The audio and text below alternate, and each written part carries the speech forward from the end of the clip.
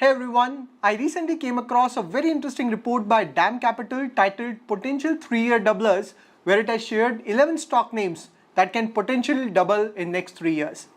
The logic behind selecting these 11 stocks is based on the fact that these stocks can witness their EBITDA doubling in the next 3 years and not offset by any significant derating after 3 years. Out of these 11 names, 5 stocks we have already discussed in the past. Okay, before we proceed, just a disclaimer, it is not a buy or sell call. Please do your own research before investing your money. Alright, let's not waste any time and get started with the list. So first stock is KEC International. KEC is the flagship company of RPG Group that was established in 1945. So it's an 80-year-old company.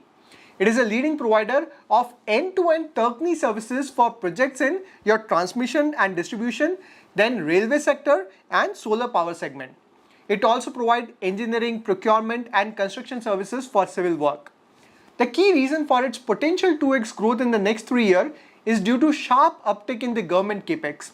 Indian government has strong focus on renewable energy generation and there is a strong domestic tender pipeline for your transmission and distribution, also known as T&D. Then civil is another growth area for the company due to water projects, metro, industrial, then data center, urban infra with a strong backlog of 10,500 crore as of Q1 of FY24.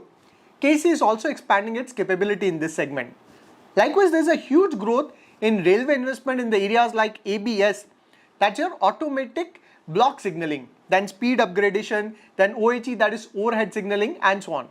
Overall, there is a tender pipeline of 1.1 lakh crore, out of which KEC has already bid for 30,000 crore of order and further bids are submitted for 80,000 crore worth of order.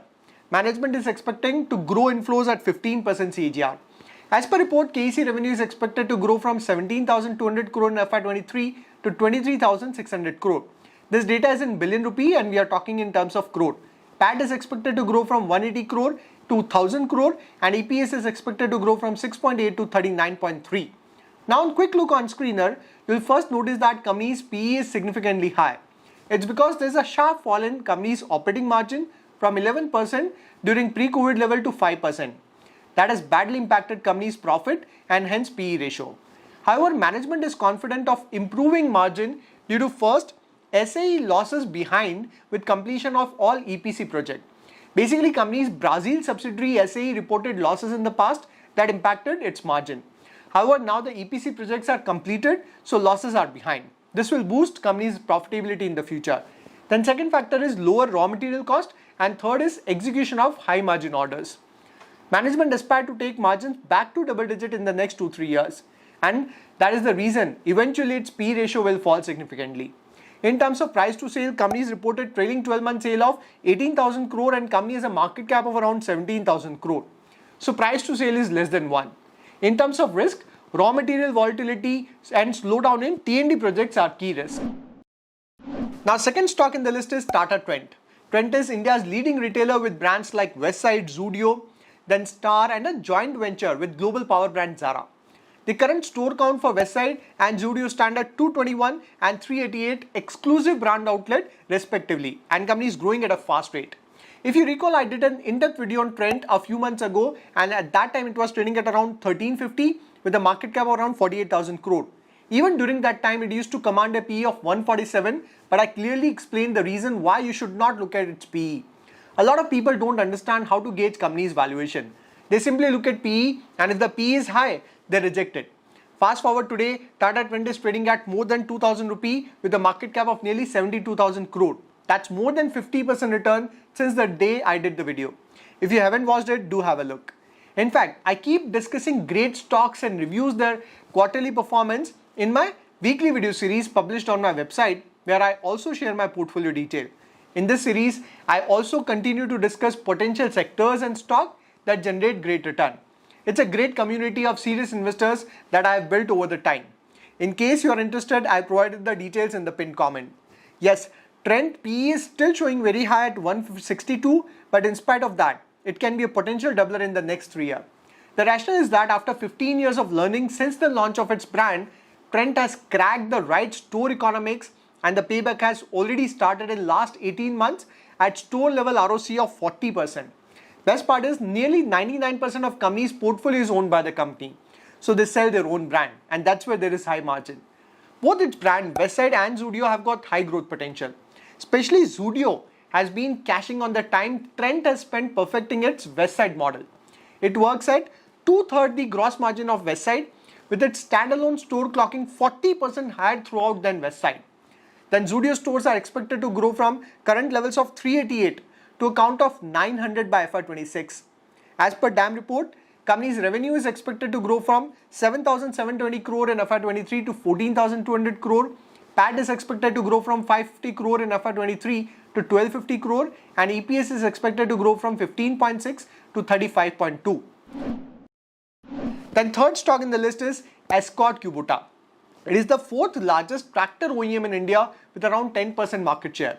Company operates under three segments: agri machinery, construction equipment, and railway equipment, where agri machinery segment has around 80% revenue contribution.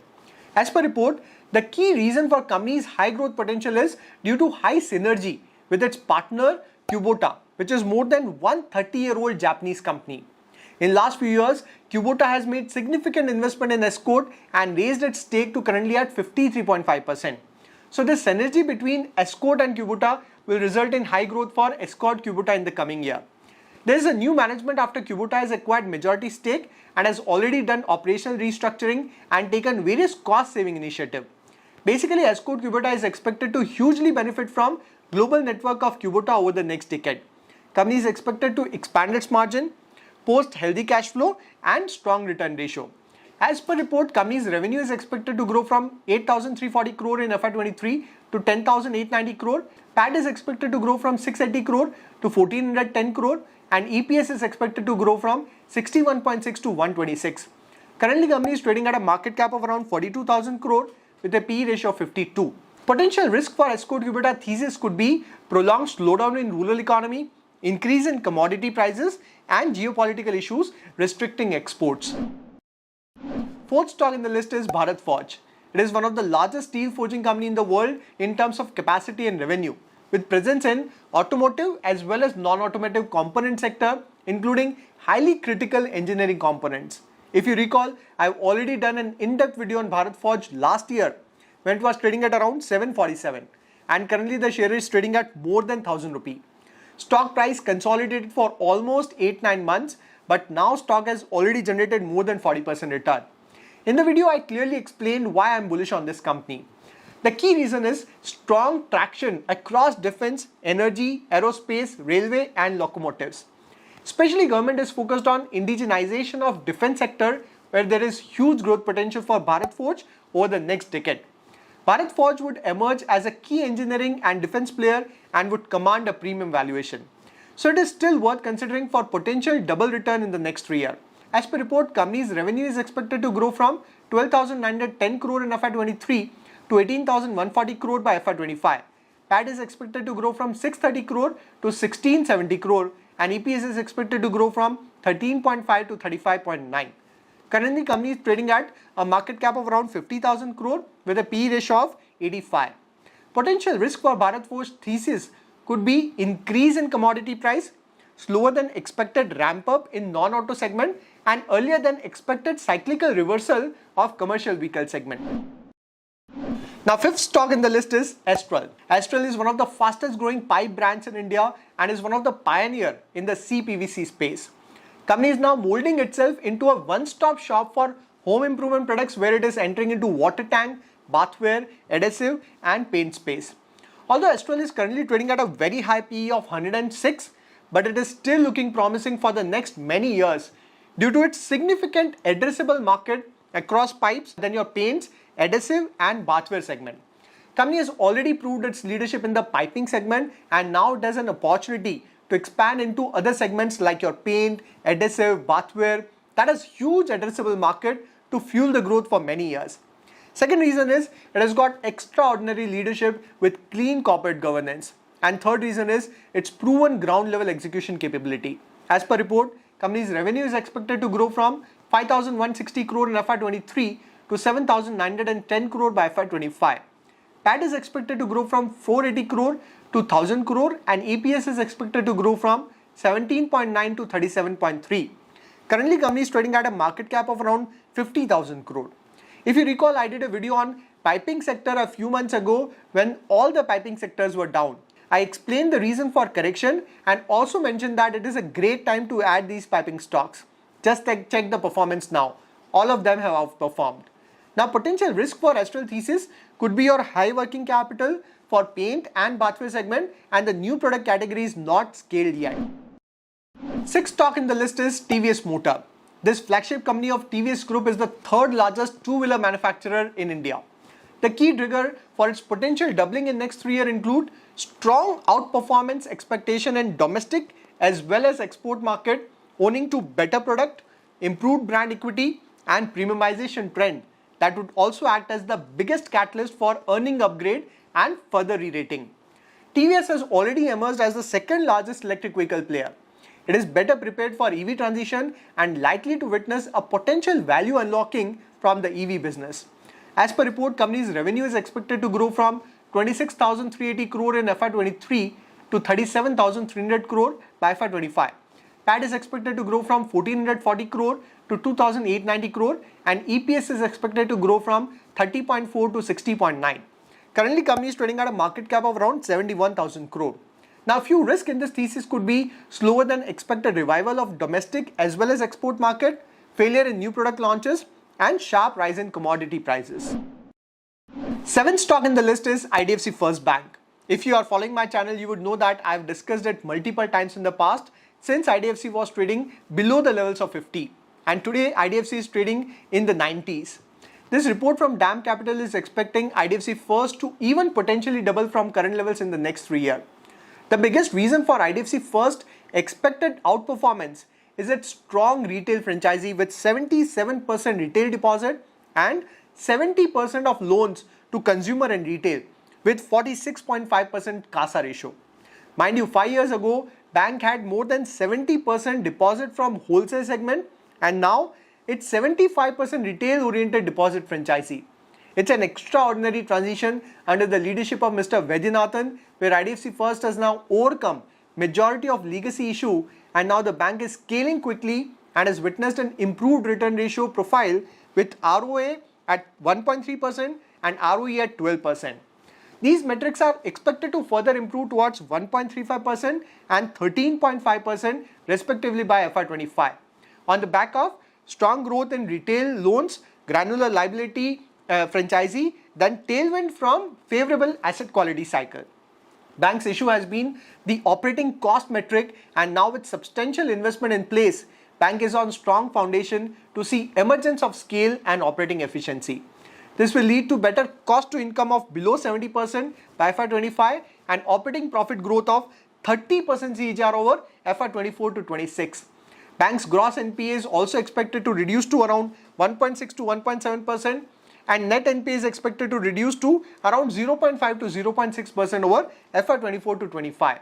As per report, bank's net interest income is expected to grow from 12,640 crore in FY23 to 19,490 crore by FY25. PAT is expected to grow from 2,440 crore to 4,110 crore and EPS is expected to grow from 3.8 to 6.2. Currently, bank is trading at a market cap of around 62,000 crore with a price to book of 2.35. Then eighth stock in the list is IndiaMART InterMESH. IndiaMART is the first and the largest B2B digital marketplace in the country with nearly 70% share. It focuses on integrating small and medium businesses into the online marketplace. As per report, the key factor for growth in IndiaMART InterMESH is due to huge untapped market that is expected to grow at 25% CAGR rate over the next 5 years. Then second factor is there are 6.7 million MSME in India. Even if around 10% of them join IndiaMART, it has 4 times growth opportunity from current base. Company has negative working capital, very low capex requirement that result in high cash conversion. In last 3 years, company has generated free cash flow of 1,177 crore. As per report, company's revenue is expected to grow from 990 crore in FY23 to 1460 crore and PAT is expected to grow from 280 crore to 460 crore and EPS is expected to grow from 46.5 to 75.6.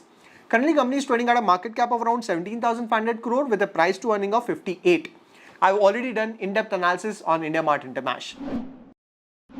Then ninth stock in the list is Havells India, a leading electrical goods company with a portfolio of switchgear, cables, lighting fixtures, then electric consumer division that include your fan, appliances, water heater, then Lloyd brand for AC, then television, washing machine, refrigerator, and other products like your motor, solar, pump, water purifier, and personal grooming products. Havells has a total of 21 product verticals spread across a total addressable market of 1.2 lakh crore rupees. Hence, it is well positioned to capture the consumption story of India. Going forward, the big growth driver for the company include your real estate upcycle and increase in capex and export for cables and switchgear. Havells is leveraging on trends like premiumization, digitization, and catering to changing consumer need and increasing its penetration. As per report, company's revenues is expected to grow from 16,910 crore in FY23 to 22,120 crore. PAT is expected to grow from 1,070 crore in FY23 to 1,940 crore, and EPS is expected to grow from 17.1 to 31. Currently, company is trading at a market cap of around 88,000 crore with a price to earning of 79. 10th stock in the list is Uno Minda. Again, we have already discussed this company in the past. Uno Minda is among the top ancillary players in the country with presence across product line of lighting, switches, acoustic, then casting, alloy wheel, then seat sensor, blow molding, PCBs, then air filters, airbags, and EV components. Now there are two key triggers for Uno Minda outperformance in the coming year. First is premiumization theme. There's a big trend of premiumization in auto industry where consumers are preferring better features in the car. This trend would also result in improvement in company's margin. Second is electric vehicle. Uno Minda is focused on electric vehicle specific products with revenue target of around 1500 crore from electric vehicle over the next 2-3 years. As per report, company's revenue is expected to grow from 11,200 crore in FY23 to 16,210 crore by FY25. PAT is expected to grow from 650 crore to 1240 crore, and EPS is expected to grow from 11.4 to 21.7. Currently, company is trading at a market cap of around 34,000 crore with a PE ratio of 49. Few risks in this thesis could be slower than expected growth in auto demand, pricing pressure from OEMs, and sharp rise in commodity prices. Now, final stock in the list is Mahindra & Mahindra Financial Service. It's an NBFC primarily engaged in the business of financing purchase of new and pre-owned auto and utility vehicle, then tractors, cars, commercial vehicle, construction equipment, and your SME financing. The key growth lever for the company is the aspirational management target to double its book by FY25 that would result in 25 to 26% CAGR growth. Since the auto sector is now in good shape, that constitute around 44% of company's business, the targets looks achievable. There is also a commendable improvement in asset quality with consistent fall in NPA from peak of 7.8% to 1.7%. As per report, company's ROE is expected to touch 18 to 20% mark by FY26-27, and book value is expected to increase from current level of 150 to 250 by FY28. Company's current book price to book is 1.9 and trading at around 290 rupee with a market cap of around 35,000 crore. Expecting price to book of 2.4 to 2.5 times, Mahindra & Mahindra Financial Service share price is expected to touch around 600 rupee in the next 3 years. So in this video, we discussed the research report by DAM Capital where it covered 11 stocks that can potentially double in the next 3 years. If I quickly summarize, it includes KEC International, Tata Trent, Escort Kubota, Bharat Forge, Astral, TVS Motor, IDFC First Bank, IndiaMart Intermash, Havells India, Uno Minda, and Mahindra & Mahindra Financial Services. Out of this list, we have already discussed 5 stocks in the past. In case you want to go through those videos, I have provided the link in the description. Now tell me in the comments, which stock do you hold from this list? If you find this video useful, do share it with your friends. I'll see you in the next video. Till then, take care.